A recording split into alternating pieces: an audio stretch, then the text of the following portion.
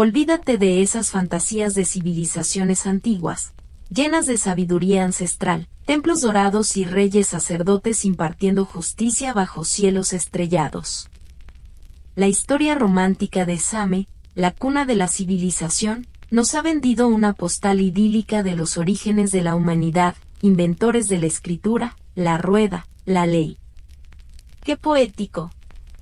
Pero la verdad, la cruda, sudorosa y apestosa verdad, es que si hubieras nacido en Uruk hace 4500 años, lo más probable es que tu vida hubiera sido una miseria constante, una lucha diaria contra el barro, el hambre, las enfermedades y la implacable voluntad de dioses caprichosos que, francamente, parecían tener un sentido del humor bastante retorcido. No te habrías preocupado por grandes ideas filosóficas. Habrías estado demasiado ocupado intentando no ahogarte en tu propio excremento. Así que, antes de que te pongas cómodo con tu fantasía de ser un erudito sumerio, tómate un momento para darle me gusta al video y suscribirte, pero solo si realmente disfrutas lo que hago aquí. Y déjame saber en los comentarios desde dónde nos sintonizas y qué hora es para ti.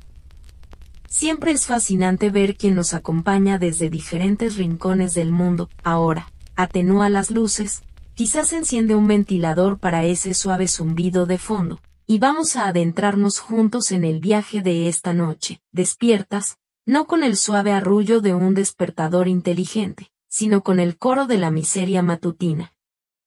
El sol aún no ha asomado su cara infernal por el horizonte, pero ya hay actividad. ¿Qué actividad? Principalmente, el sonido de los otros desafortunados vecinos que comparten tu cuadra de adobe, ya levantados para lidiar con sus propias miserias.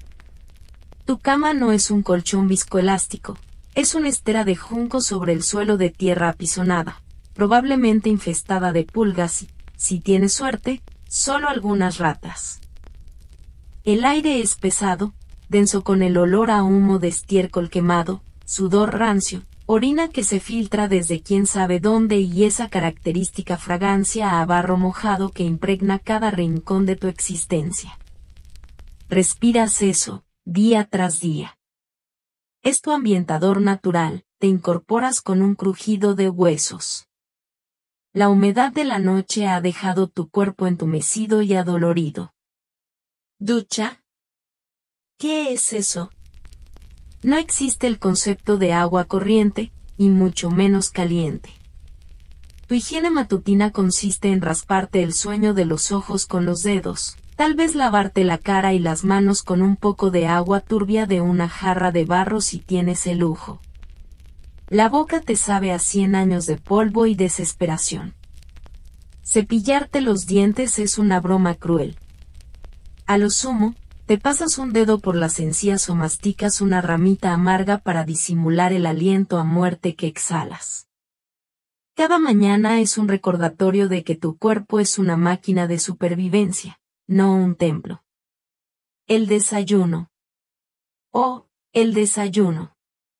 Olvídate de los cereales azucarados o el café recién hecho, tu festín matutino es, con suerte, un tazón de gachas de cebada aguadas o un trozo de pan de cebada duro como una piedra, si es que queda algo de ayer. Sabor. Insípido, arenoso, monótono. Nutrición, sí, pero el placer culinario es un concepto futurista. Mastica lento, porque esta es tu energía para las próximas 12 o 14 horas de trabajo agotador bajo el sol implacable. Y reza para que no te toque la parte con gusanos, aunque eso es solo proteína extra, ¿verdad? Cada bocado es un acto de supervivencia, no de disfrute. Desayunar no te energiza, simplemente te sucede. Ahora sales de tu cubículo de barro hacia las calles de tu gloriosa ciudad sumeria. Es un espectáculo. Olvídate de avenidas anchas y plazas pavimentadas. Esto es un laberinto caótico de callejones estrechos y sinuosos, flanqueados por muros de adobe de 2 o 3 pisos que se inclinan peligrosamente. Como si en cualquier momento pudieran colapsar y enterrarte bajo toneladas de lodo seco. Lo cual, por cierto, pasaba a menudo. Son el equivalente antiguo de esos edificios precariamente construidos que ves en documentales sobre megaciudades superpobladas, pero sin el hormigón. Aquí, es barro, paja y la pura terquedad de la gravedad. El sistema de alcantarillado, si es que se le puede llamar así, es básicamente la calle. Desechos humanos, animales, restos de comida putrefacta, todo se acumula en zanjas abiertas que serpentean por los callejones, esperando la próxima lluvia para transformarse en un torrente de porquería líquida. El hedor es insoportable, una bofetada constante a tus fosas nasales que nunca desaparece. Es el perfume oficial de Same. Los insectos pululan por doquier, moscas, mosquitos, escarabajos, todos compitiendo por un trozo de la inmundicia general. Las enfermedades son tu compañera constante. Disentería, cólera, infecciones cutáneas, son el precio de vivir en la civilización. Cada estornudo es una ruleta rusa, en medio de todo este fango y miseria, se alzan los zigurats, enormes pirámides escalonadas, hechas de millones de ladrillos de barro cocido, dedicadas a los dioses. Son impresionantes, sí, pero también son un testimonio monumental de la mano de obra esclava o semiesclava que los construyó. Tú o alguien como tú, con la espalda destrozada, arrastrando ladrillos bajo el sol. Mientras los sacerdotes y la élite se pavonean en sus túnicas limpias y disfrutan de los sacrificios y las ofrendas, tú te arrastras por el barro, literalmente construyendo el escenario para su pantomima divina. La majestuosidad de los templos es directamente proporcional a la miseria de quienes los erigieron. Aquí, la grandeza es una fachada, construida sobre el lodo y los lomos rotos. Tu día está dictado por el sol y la necesidad. La mayoría de los sumerios éramos agricultores. Eso significa pasar el día encorvado bajo un sol despiadado, arando el barro con herramientas rudimentarias, sembrando semillas de cebada y regando los campos con el agua de los canales que, con suerte, no se había evaporado o había sido desviada por los vecinos más influyentes río arriba. Tus manos están llenas de callos, tu espalda te duele crónicamente, y tu piel está curtida y quemada. No hay protector solar, no hay pausas para el café, solo la promesa de más trabajo. Cada día es una prueba de resistencia. Tu cuerpo es una herramienta, y la usas hasta el agotamiento. Si no eres agricultor, tal vez eres un obrero de la construcción, arrastrando ladrillos de adobe para el próximo zigurat o el nuevo muro de la ciudad. O quizás eres un alfarero, con las manos manchadas de arcilla, fabricando las miles de jarras y cuencos que la gente necesita.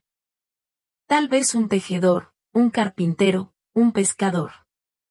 Si cual sea tu oficio, es duro, repetitivo y poco gratificante. La recompensa es apenas suficiente para mantenerte vivo, y a tu familia, si es que tienes una y no has sido diezmada por alguna enfermedad.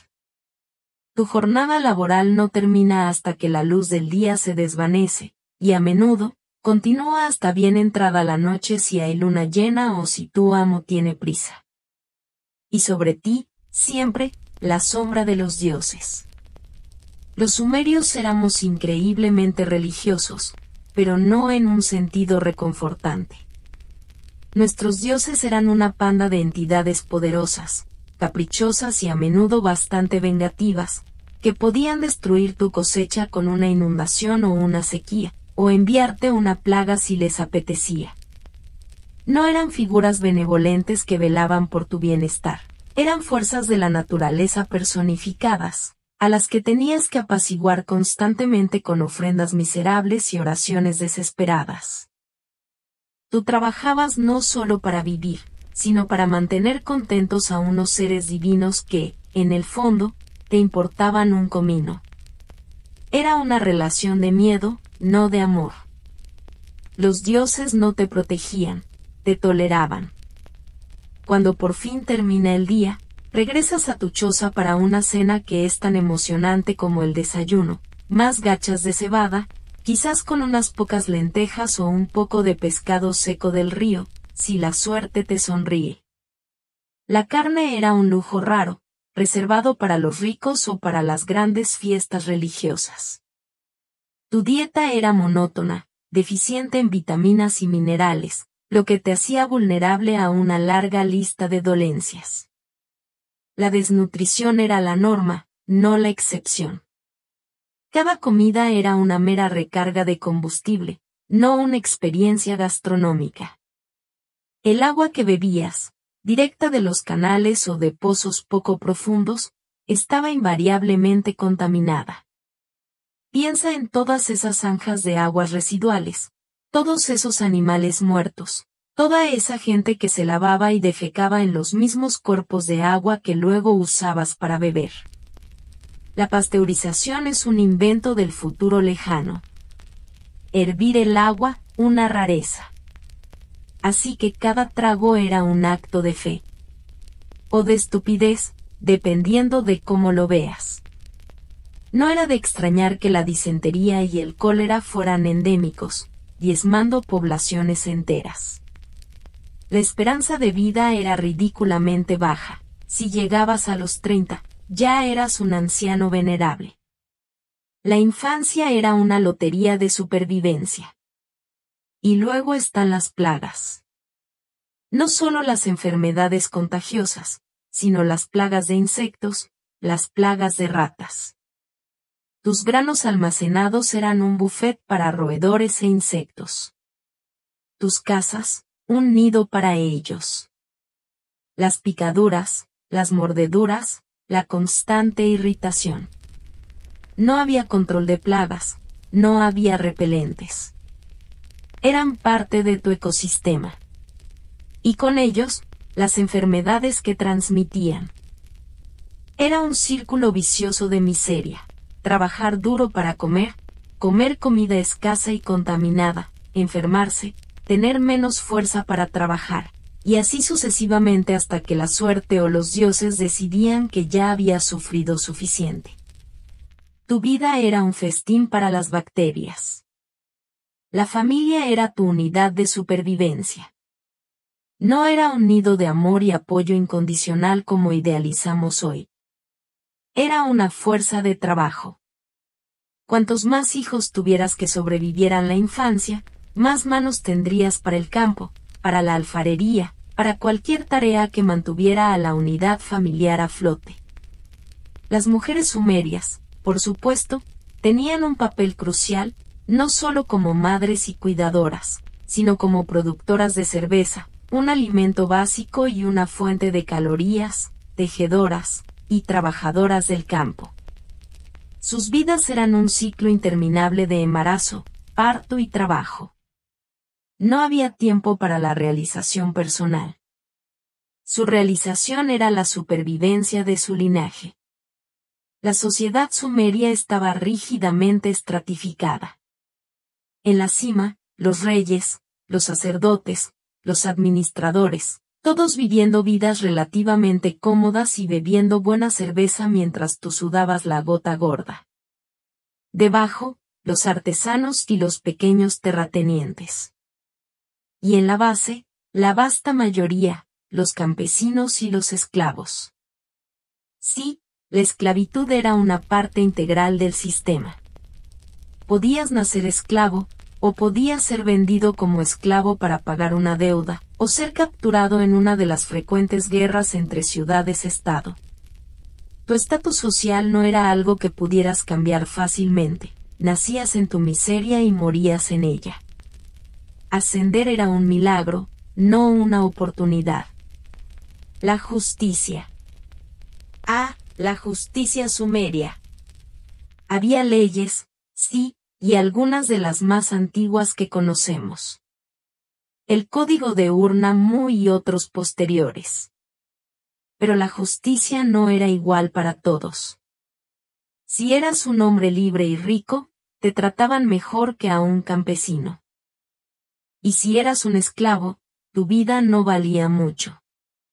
Las penas eran severas, mutilaciones, compensaciones draconianas, e incluso la muerte por ofensas que hoy consideramos menores.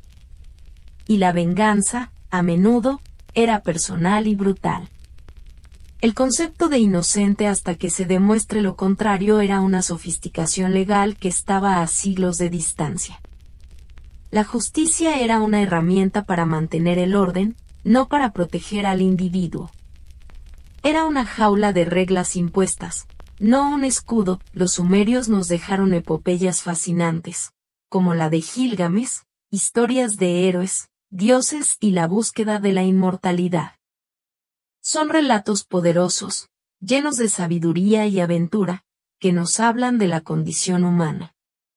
Pero mientras Gilgamesh se enfrentaba a monstruos míticos y buscaba la vida eterna, el sumerio promedio se enfrentaba a monstruos mucho más reales: el hambre, la enfermedad, el trabajo agotador y la muerte temprana. La búsqueda de la inmortalidad para la mayoría era simplemente intentar sobrevivir un día más. Las grandes narrativas eran para los poderosos. Tu propia historia era un monólogo de dolor. La creación del mundo, según los sumerios, involucraba a dioses luchando, creando el cielo y la tierra a partir del caos, y finalmente, a la humanidad. ¿Con qué propósito? Para servir a los dioses, para alimentarlos, para construir sus templos. Éramos esencialmente sus sirvientes cósmicos. No había un gran plan divino para tu felicidad personal, tu existencia era un medio para un fin. La vida después de la muerte, para la mayoría, era un lugar polvoriento y oscuro, un país sin retorno, donde las almas de los muertos comían polvo y bebían agua de arcilla. Un panorama poco alentador, para ser honestos. Morir no era el final de tu sufrimiento, sino una continuación lúgubre. Y luego están esas grandes invenciones: la escritura cuneiforme, la rueda, los sistemas de riego, las matemáticas avanzadas. ¡Qué logros! Absolutamente. Pero para ti, el ciudadano de a pie, la escritura era una herramienta para los burócratas y sacerdotes que registraban tus impuestos y tus deudas. La rueda era para los carros de guerra del rey o para transportar la cebada de tu cosecha a los almacenes del templo.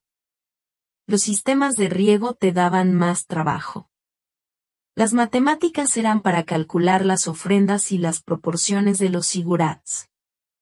Tú no eras el inventor ni el beneficiario directo de estos avances. Eras el engranaje en la máquina que los hacía posibles, el cuerpo que sudaba para que otros pudieran innovar.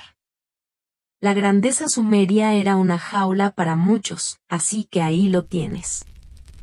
La cuna de la civilización.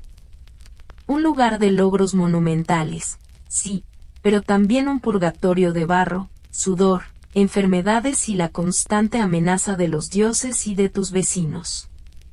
Un lugar donde la belleza de los zigurats se alzaba sobre el sufrimiento de las masas, y donde la poesía de Gilgamesh contrastaba brutalmente con la prosa de tu existencia diaria. No habría sobrevivido. La mayoría de nosotros, con nuestras comodidades modernas, nuestras medicinas y nuestra comida abundante, no habríamos durado ni una semana antes de sucumbir a la disentería, al golpe de calor o simplemente al puro agotamiento y la desesperación. Olvídate de tu fantasía de ser un sabio sumerio.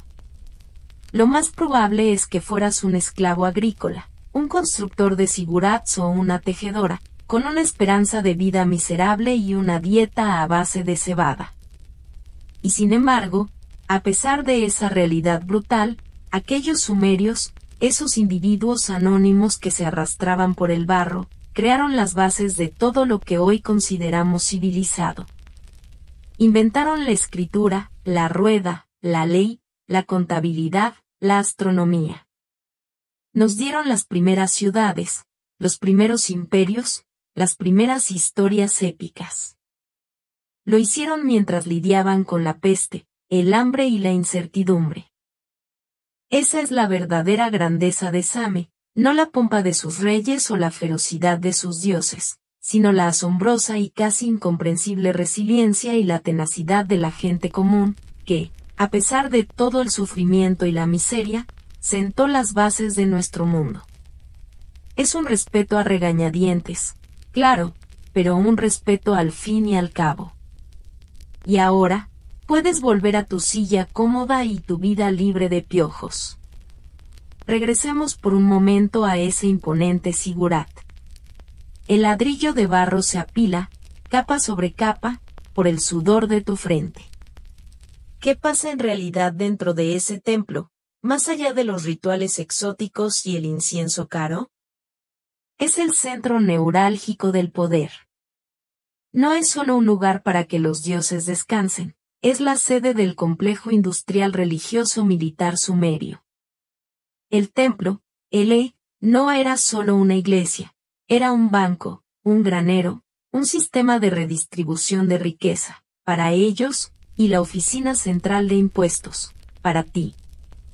Aquí es donde entra la figura del el sumo sacerdote, o el ugal, el rey / diagonal gran hombre, a menudo la misma persona o al menos íntimamente ligados. Ellos no solo hablaban con los dioses, administraban sus activos. Y los activos de los dioses, por supuesto, eran tus cosechas, tu ganado y tu mano de obra. El campo que cultivas, en teoría, pertenece al dios principal de la ciudad, digamos Enlil en Nippur o An-en-Uruk. Tú no eres un propietario, eres un arrendatario divino. Trabajas la tierra, y la mayor parte de lo que produces debe ir al almacén del templo, el granero del dios. Ellos lo llaman una ofrenda o un tributo. Yo lo llamo el primer sistema de impuestos sobre la renta brutal y sin escapatoria. Te quedas con una porción mínima, apenas suficiente para la supervivencia precaria que ya conocemos. El resto se redistribuye, ¿a quién? A los sacerdotes, los administradores, los escribas, los soldados y los artesanos especializados que trabajan para la élite. En esencia, tu duro trabajo mantiene a toda la burocracia sumeria. Eres la base, la capa de lodo sobre la que se asienta toda la pirámide social. Y si te atreves a quejarte de que no te queda suficiente cebada para alimentar a tus hijos, el sacerdote te recordará que esa es la voluntad de Enlil. Y tú, francamente, no quieres cabrear a Enlil. Ya sabes lo que les pasó a los pecadores en la epopeya del diluvio. El templo también controla la tecnología. Los escribas, que son pocos y altamente especializados, manejan el secreto de la escritura cuneiforme. Esta no se inventó para que escribieras poemas de amor, se inventó para llevar cuentas. Para registrar cuánto entregaste, cuánto debías y cuánto se te había prestado. El préstamo de semillas, el adelanto de raciones en tiempos de escasez. Todo se registra meticulosamente en una tablilla de arcilla. Y esa tablilla es ley. Si no puedes pagar, la deuda te encadena, y puedes perder tu tierra, tu libertad, o incluso vender a tus hijos como esclavos para saldar la cuenta. La burocracia sumeria, ese gran invento, es en realidad tu verdugo contable. Así que mientras admiras la altura del zigurat, recuerda, esa altura es la medida de tu explotación. Cada ladrillo es un grano de cebada que no comió tu familia, una hora de sueño que no recuperaste. El templo es la gran estafa de Enlil, y tú, campesino anónimo, pagas la factura con tu vida, sexo, amor y matrimonio, transacciones y propiedad. Hablemos de algo que no se cubre en las clases de historia, la vida sexual y familiar real. Olvídate de la pasión de Romeo y Julieta. El amor en Same era, en gran medida, una transacción económica y social para asegurar la mano de obra y el linaje. El matrimonio era, para el hombre libre promedio, un contrato negociado entre dos familias. El objetivo no era el romance, sino la producción de hijos, preferiblemente varones, para asegurar la continuidad de la fuerza de trabajo agrícola y el culto familiar. Había un precio, un dote, que la familia del novio pagaba a la familia de la novia. Esto aseguraba que el contrato fuera respetado. Si rompías el contrato, perdías tu dinero y tu prestigio. Todo muy empresarial. Una vez casada, la mujer sumeria, aunque tenía más derechos legales que en muchas civilizaciones posteriores, podía tener propiedades y participar en negocios. Su vida diaria estaba centrada en la caza y la producción. Su valor principal era su fertilidad. Si no podías tener hijos, tu marido tenía el derecho legal de tomar una segunda esposa o concubina. Piensa en el estrés, la humillación. No era una opción, era una cláusula del contrato matrimonial. Y luego está la otra realidad sexual que a menudo se romantiza, las sacerdotisas y la llamada prostitución sagrada. La idea de mujeres bellas ofreciendo sus cuerpos por devoción a la diosa Inanna suena terriblemente exótica, ¿verdad? La realidad era probablemente mucho más cruda, más cerca de una forma institucionalizada y controlada de esclavitud sexual o servidumbre laboral, disfrazada de ritual religioso. Estas mujeres no tenían mucha opción. A menudo eran sirvientas, esclavas o mujeres de familias pobres dedicadas al templo. Sus vidas eran duras, controladas y su servicio no era precisamente una celebración de la sensualidad. Era parte del sistema de poder del templo. La vida era brutal y corta, así que el sexo, el disfrute, existía, claro. Pero el contexto legal y social era uno de propiedad y producción. El marido era el dueño de la casa y el jefe de la familia. La infidelidad femenina podía ser castigada con la muerte por ahogamiento, mientras que la infidelidad masculina era castigada solo si implicaba a la esposa de otro hombre de estatus similar. La doble moral era tan antigua como la civilización misma. Así que sí, había amor y pasión, pero siempre dentro de un marco de leyes, contratos y desequilibrios de poder. Tu vida amorosa era una parte más de la economía del barro.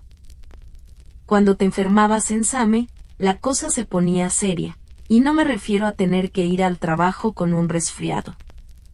Me refiero a que tu vida pasaba del peligro constante a la certeza inminente de una muerte horrible y lenta. La medicina sumeria, como muchas otras cosas, era una mezcla incómoda de pragmatismo y absoluta superstición. Por un lado, tenían conocimiento de hierbas, minerales y ungüentos. Había médicos, los Asu, que intentaban curar con tratamientos empíricos. Pero por el otro lado, estaba el sacerdote exorcista, el Asipu, que era el verdadero poder. Porque la mayoría de las enfermedades no eran vistas como fallos orgánicos, eran el resultado de demonios que entraban en tu cuerpo, o la manifestación de la ira de un dios. Así que, cuando te despertabas con una fiebre ardiente y diarrea incontrolable, lo cual pasaba, constantemente, tu familia no pensaba, oh, bebió agua contaminada. Pensaban, el demonio Pazuzu ha entrado en él o el dios de la luna Nana está enojado. El tratamiento se convertía en una batalla espiritual. El Asipu venía a tu choza. El hedor y la miseria se intensificaban.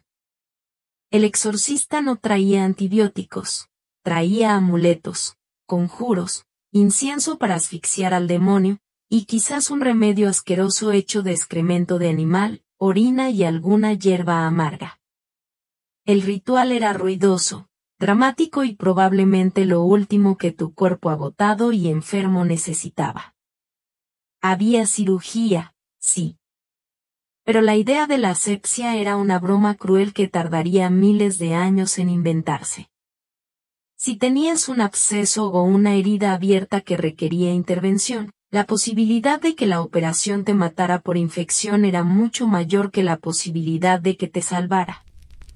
No había anestesia aparte de la bebida fuerte, si podías pagarla, o morder un trapo sucio. El conocimiento médico avanzado existía, registrado en tablillas sobre diagnósticos y tratamientos. Pero este conocimiento era inaccesible para la mayoría de la gente. Era para los ricos, para los guerreros valiosos, para los sacerdotes. Tú, campesino, recibías la versión de hierba amarga y reza anana. La enfermedad era el recordatorio final de tu insignificancia. Estabas a merced de demonios invisibles y tratamientos inútiles. Si sobrevivías, no era por la medicina, era por la pura terquedad biológica de tu sistema inmunológico. Si morías, bueno, era la voluntad del demonio. En la medicina sumeria, no eras un paciente, eras un campo de batalla sobrenatural. La historia sumeria, a menudo celebrada por su paz y sus inventos, es en realidad una crónica incesante de guerras entre ciudades-estado. Uruk contra Ur, Lagas contra Uma, Kis contra todos. No eran solo escaramuzas, eran conflictos brutales, continuos, que definían la vida política, económica y tu propia supervivencia. ¿Por qué se mataban? Por el control de los recursos, claro. En la Mesopotamia árida, el recurso más valioso no era el oro, era el agua. Los canales de riego, la capacidad de desviar el Tigris o el Éufrates, eran literalmente la línea entre una cosecha abundante y la hambruna. Una ciudad-estado construía un canal, y su vecino río abajo sentía que le robaban la vida. El resultado era la guerra. El ugal, rey o caudillo, de tu ciudad te reclutaba.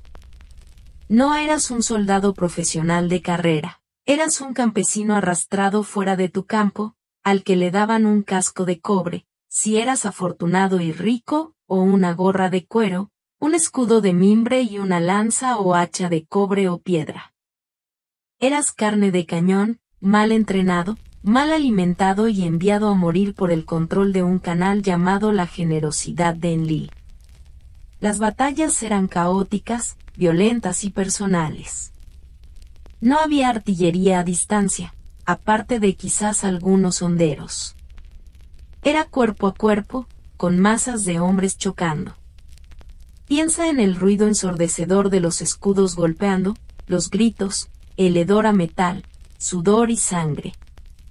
Los sumerios usaron algunos de los carros de guerra más antiguos, tirados por onagros, que eran más un símbolo de estatus o plataformas de tiro que tanques, pero aún así, añadían pánico al campo de batalla. Si ganabas, la recompensa era el saqueo de la ciudad rival, la toma de esclavos y la gloria para tu lugar. Si perdías, la aniquilación.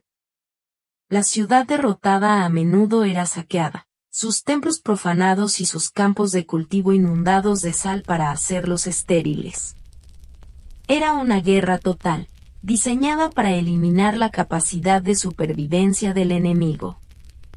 Y tú, si sobrevivías a la carnicería, regresabas a un campo sin atender, una familia traumatizada y la certeza de que en unos años, la ciudad a la que había saqueado vendría a buscar venganza.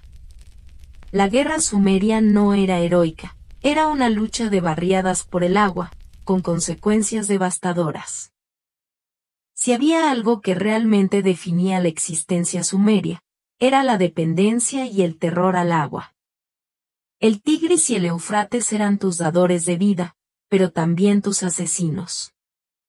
Y esta dualidad se cimentó en uno de sus mitos más famosos, la epopeya del diluvio, el cuento de Siusudra/Utnapishtim, que inspiraría la historia bíblica de Noé. El mito, esencialmente, dice esto: los dioses estaban hartos del ruido y el caos que hacía la humanidad, literalmente, la humanidad era demasiado ruidosa, así que decidieron borrarnos a todos con una inundación masiva. Solo un tipo, advertido por un dios amigo, Enki, que era el dios de la sabiduría y el agua dulce, y francamente, el único con sentido común, logró construir un arca y sobrevivir. ¿Qué nos dice este mito sobre la mentalidad sumeria? Que la vida era fundamentalmente precaria. No se trataba de si venía una inundación, sino de cuándo vendría. Los ríos mesopotámicos no son como el Nilo, son caprichosos, impredecibles y violentos. Podían desbordarse en cualquier momento, cubriendo el paisaje plano con lodo y arrasando las casas de adobe. Para ti, el campesino, el diluvio no era un evento mítico único, era un evento recurrente. Cada año, vivías con el pánico de las inundaciones primaverales. Si tu casa no estaba construida en un montículo ligeramente más alto, o si tus muros de adobe no habían sido mantenidos a la perfección, tu vida entera, tu cosecha, tu ganado, tus herramientas, se podía perder en cuestión de horas, disuelta en el lodo. Y la interpretación religiosa de esto era lo peor. Tu sufrimiento no era una falla de ingeniería o de planificación, era la prueba de la indiferencia o la maldad de los dioses. Ellos no te inundaron para enseñarte una lección, te inundaron porque eras demasiado ruidoso o porque les apetecía. Este terror constante a la fatalidad cósmica permeaba todo. No podías planificar a largo plazo. No podías invertir en mejoras estructurales duraderas, porque ¿para qué? El próximo desastre natural o la próxima guerra interciudad te lo quitarían todo. La epopeya del diluvio es la manifestación de una cultura que entendió que, no importa cuánto te esfuerces, eres un peón bajo la bota de la naturaleza y los dioses. Tu civilización se construyó en el lodo, y siempre temiste que el lodo reclamara su propiedad. Ya hemos mencionado la esclavitud de pasada, pero detengámonos en la cruda realidad de la deuda sumeria, porque esa es la puerta de entrada a la esclavitud para la mayoría de los hombres libres. Recuerda, tu vida era una lucha constante contra el hambre y la naturaleza caprichosa. Una mala cosecha, una inundación, la enfermedad de un familiar, cualquier cosa podía obligarte a pedir prestado. ¿A quién? Al templo, al rey, o a un prestamista rico y sin escrúpulos. Pedías un préstamo de cebada o plata. Sí, ya usaban plata como medio de intercambio en ciertas transacciones, y la tasa de interés era astronómica. Hablamos de tasas que hoy serían ilegales, 20% para la plata, 33% para el grano, o incluso más. Con esas tasas, y con la miseria de tu existencia, pagar la deuda principal era casi imposible. La deuda crecía, se acumulaba, y se convertía en una cadena. Si no podías pagar, el prestamista o el templo tenían derecho a tomar tu propiedad, tu tierra, y lo más preciado, tu libertad. La esclavitud sumeria no era solo para los prisioneros de guerra. Era una jaula legal para ti y tu familia. Podías venderte a ti mismo, a tu esposa o a tus hijos como esclavos por un periodo de tiempo, generalmente 3 años, según algunos códigos, para saldar la deuda. Piensa en el terror, la humillación, la desesperación de tener que entregar a tu propio hijo al templo o a un terrateniente rico, sabiendo que su vida ya no te pertenece. La esclavitud por deuda era la forma más común y más desgarradora de perder la libertad. Una vez que eras esclavo, arad para un hombre, geme para una mujer, eras propiedad legal. Podías ser vendido, alquilado o utilizado como prenda. Tu vida no valía nada más allá de tu valor de trabajo. No tenías derechos más allá de los que tu amo te concedía por pura conveniencia. La diferencia entre el esclavo por deuda y el campesino libre era solo una delgada línea de cebada. Ambos trabajaban para el templo, uno tenía un contrato de arrendamiento, el otro una factura de venta. El gran avance de las leyes sumerias, como las del Código de Ur-Nammu, era que intentaban regular esta brutalidad, poniendo límites al tiempo que podías ser esclavo. Pero el hecho de que tu civilización necesitara una ley para regular cuánto tiempo podías vender a tu hijo, te dice todo lo que necesitas saber sobre la grandeza de Same. La libertad no era un derecho, era una mercancía cara que casi nunca podías pagar. Si hay un invento sumerio que merece respeto, es la cerveza. No por el alcohol, sino porque, para ti, el ciudadano promedio, la cerveza era un alimento, una medicina y el único escape momentáneo de tu miseria. La cerveza sumeria no era la cerveza clara, espumosa y filtrada que bebes hoy. Era un líquido espeso, turbio, con grumos, restos de grano, y bajo en alcohol, parecido a una gacha fermentada. De hecho, los sumerios la bebían con pajitas para evitar los grumos. Pero esta comida líquida era vital. ¿Por qué? Primero, la nutrición. Era una fuente de calorías mucho más densa que el agua, que estaba contaminada. La cerveza contenía vitaminas B y nutrientes del grano que a menudo escaseaban en tu dieta de cebada simple. Era tan importante que a menudo se usaba como pago, raciones, para los trabajadores y los funcionarios del templo. El templo te paga con cerveza, y tú la bebes para tener la energía de seguir construyendo el templo. Círculo vicioso perfecto. Segundo, la higiene. El proceso de fermentación mataba algunas de las bacterias más desagradables que se encontraban en el agua. Si tenías que elegir entre el agua estancada del canal y la cerveza de grano, elegías la cerveza. Era, a su manera, una bebida esterilizada. Tercero, el escape. Después de un día de 14 horas bajo el sol, el efecto embriagador, por leve que fuera, era tu única vía de escape mental. Era el anestésico social, lo que te permitía olvidar, por un breve momento, el olor a barro, la deuda y la amenaza de Enlil. Los sumerios celebraban la cerveza. La diosa Ninkasi era la patrona de la cerveza, y su himno es una de las recetas más antiguas conocidas. Pero detrás de la celebración, estaba la necesidad desesperada. Era la droga de la civilización, el subsidio que hacía que la miseria fuera tolerable. La embriaguez, el vicio y el abuso existían, claro. En un mundo tan brutal, buscar el olvido era una tentación constante. Pero incluso tu vicio era una necesidad dietética, un subproducto de tu sistema. La civilización te dio la miseria y luego te vendió la forma de olvidarla. Hablemos de la invención más importante de Same, la escritura cuneiforme. El legado más duradero, el salto evolutivo que nos sacó de la prehistoria. Pero no te engañes, esto no fue un regalo para la humanidad. Fue un arma de control y un privilegio de clase, celosamente guardado. Tú, el campesino, eras analfabeto. Tu vida se dictaba a través de órdenes verbales y el sonido de las palabras.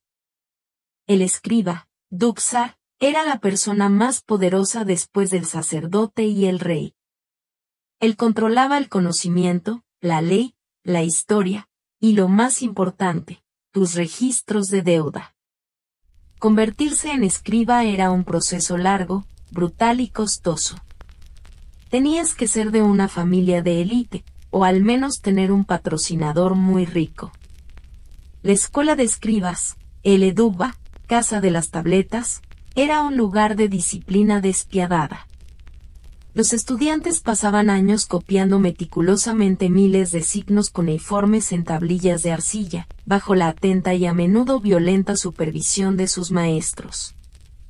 La rutina era agotadora, aburrida y centrada en la memorización y la copia de textos legales y contables.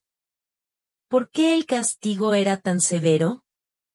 Porque estaban creando la burocracia que administraría el imperio. Un error en la copia de un registro de cebada o en un contrato de tierras podía costar miles.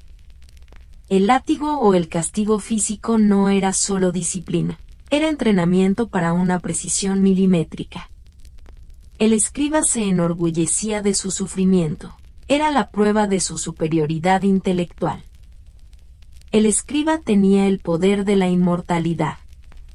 Podía registrar la historia de su rey, los nombres de los dioses y, crucialmente, su propio nombre. Tú, campesino, eras parte de un grupo anónimo, 5 trabajadores del campo, recibiendo 3 raciones de cerveza. Tu vida solo se registraba como un número en la contabilidad del templo. La escritura era la tecnología de la élite, diseñada para administrar la explotación. Sin ella, no habría habido Same como la conocemos, pero sin ella, tampoco habrías estado tan permanentemente encadenado a la deuda y al templo. La escritura cuneiforme es el primer y más sofisticado instrumento de la burocracia opresiva. Para terminar este recorrido por la miseria sumeria, debemos hablar de la muerte, porque en Same, morir no era un final pacífico, era simplemente la transición a una miseria aún más profunda. El inframundo sumerio, el Kur o el país sin retorno, estaba gobernado por la diosa Ereshkigal, hermana de Inanna. No era el cielo o el infierno de las tradiciones posteriores. Era un lugar sombrío, polvoriento, silencioso y sin luz, ubicado bajo tierra. Una vez que estabas allí, no había salida. Las almas de los muertos, Hidim, estaban condenadas a vagar en la oscuridad, con el único sustento de comer polvo y beber agua de arcilla. Olvídate de la gloria de la vida eterna.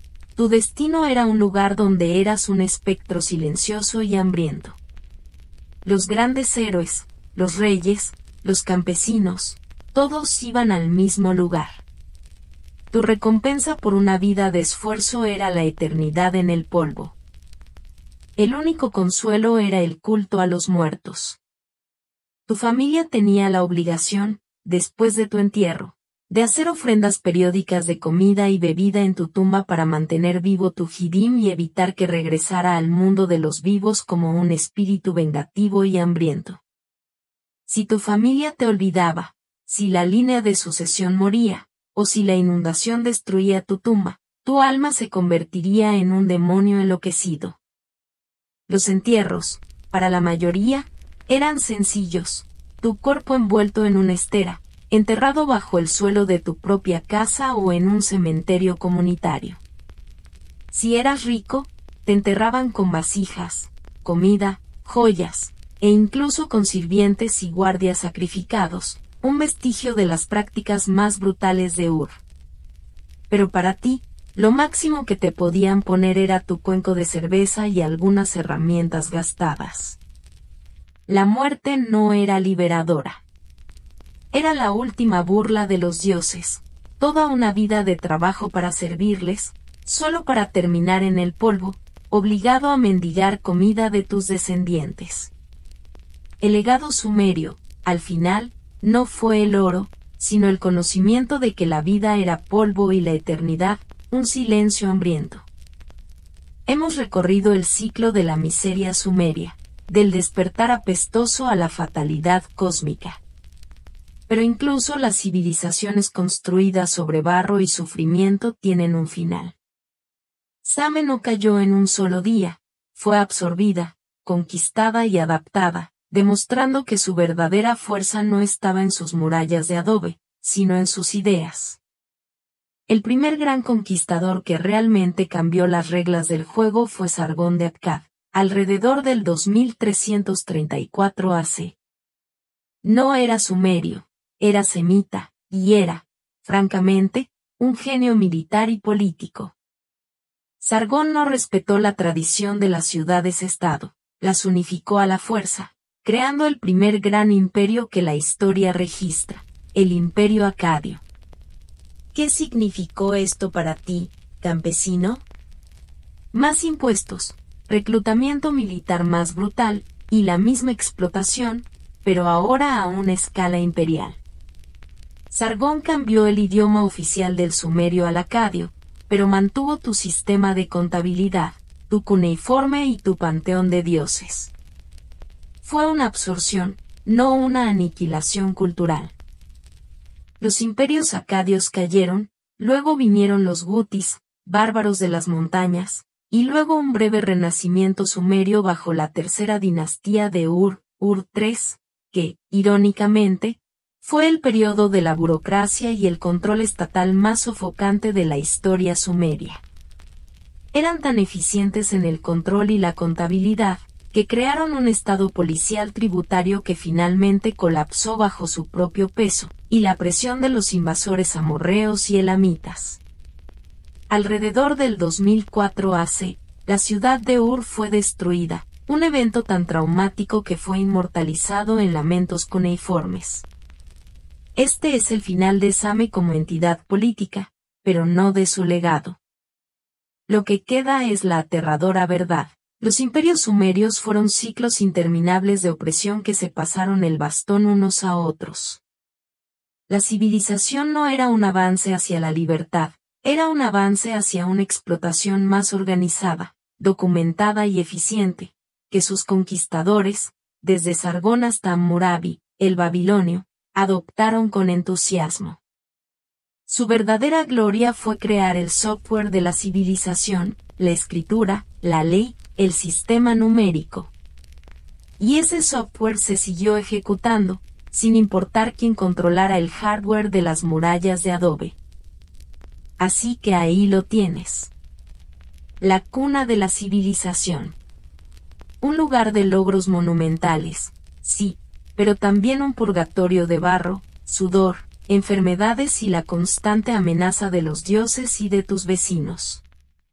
Un lugar donde la belleza de los sigurats se alzaba sobre el sufrimiento de las masas, y donde la poesía de Gilgamesh contrastaba brutalmente con la prosa de tu existencia diaria. No habría sobrevivido. La mayoría de nosotros, con nuestras comodidades modernas, nuestras medicinas y nuestra comida abundante, no habríamos durado ni una semana antes de sucumbir a la disentería, al golpe de calor o simplemente al puro agotamiento y la desesperación. Olvídate de tu fantasía de ser un sabio sumerio. Lo más probable es que fueras un esclavo agrícola, un constructor de sigurats o una tejedora, con una esperanza de vida miserable y una dieta a base de cebada. Y sin embargo, a pesar de esa realidad brutal, aquellos sumerios, esos individuos anónimos que se arrastraban por el barro, crearon las bases de todo lo que hoy consideramos civilizado. Inventaron la escritura, la rueda, la ley, la contabilidad, la astronomía. Nos dieron las primeras ciudades, los primeros imperios, las primeras historias épicas. Lo hicieron mientras lidiaban con la peste, el hambre y la incertidumbre. Esa es la verdadera grandeza de Same, no la pompa de sus reyes o la ferocidad de sus dioses, sino la asombrosa y casi incomprensible resiliencia y la tenacidad de la gente común, que, a pesar de todo el sufrimiento y la miseria, sentó las bases de nuestro mundo. Es un respeto a regañadientes, claro, pero un respeto al fin y al cabo. Y ahora, puedes volver a tu silla cómoda y tu vida libre de piojos.